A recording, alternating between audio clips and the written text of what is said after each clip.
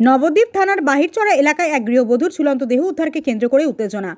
পুলিশকে ঘিরে বিক্ষোভ স্থানীয় বাসিন্দাদের। ঘটনাস্থলে নবদ্বীপ থানার বিশাল পুলিশ বাহিনী। এমনই চাঞ্চল্যকর ঘটনাটি ঘটেছে সোমবার সকালে নবদ্বীপের বাহিরচড়া এলাকায়। ভাদু বিবি নামে গৃহবধূর দেহটি উদ্ধার করে হাসপাতালে পাঠায় পুলিশ। স্থানীয় সূত্রে খবর, সোমবার সকালে বাহিরচড়া উত্তরপাড়া গঙ্গারধার এলাকার বাসিন্দা শরীফুল শেখের স্ত্রী ভাদু বিবির ঝুলন্ত দেহ উদ্ধার করে পরিবারের সদস্যরা।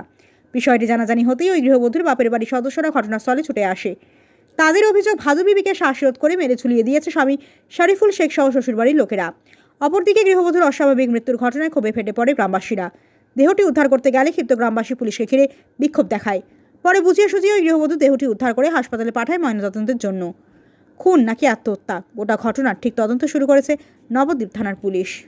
আজকে আমরা সকালে একটা ইনফরমেশন পেয়েছি যে বাইকচড়া গ্রামে ভাদু বিবি, বয়স 26 বছর, ওয়াইফ অফ শরীফুল, তিনি মানে আত্মহত্যা করেছেন বলে জানা গেছে। পরবর্তীকালে আমাদের ক্যাম্পের অফিসার এএসআই বিপ্লব পাল এবং ফোর্স ওখানে যায়। যাওয়ার পরে ওখানে গ্রামের লোক পুলিশকে দেখে একটু এজিটেশন করেন। পরবর্তীকালে আমি যাই, যাওয়ার পর ওখান থেকে ডেড বডি রিকভারি করি, পিএমের জন্য পাঠাই।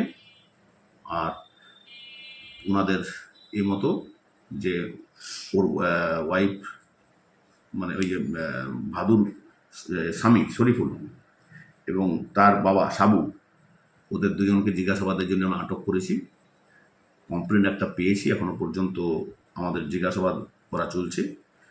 কমপ্লেন পেয়েছি, তারা লিখছে যে তার মেয়েকে সম্ভবত ওই শরীফুলের কোনো অবৈধ সম্পর্ক জেরে তার মেয়েকে খুন করা হলেও হতে পারে, এভাবে তারা লিখছে। আমরা সেই মতো কমপ্লেন দেখে ওদের ইন্টারোগেশন করে আমরা অভিযোগ মতো কেস করে আগামীকাল ওদেরকে কোর্টে ফরওয়ার্ড করব with prayer for police remand.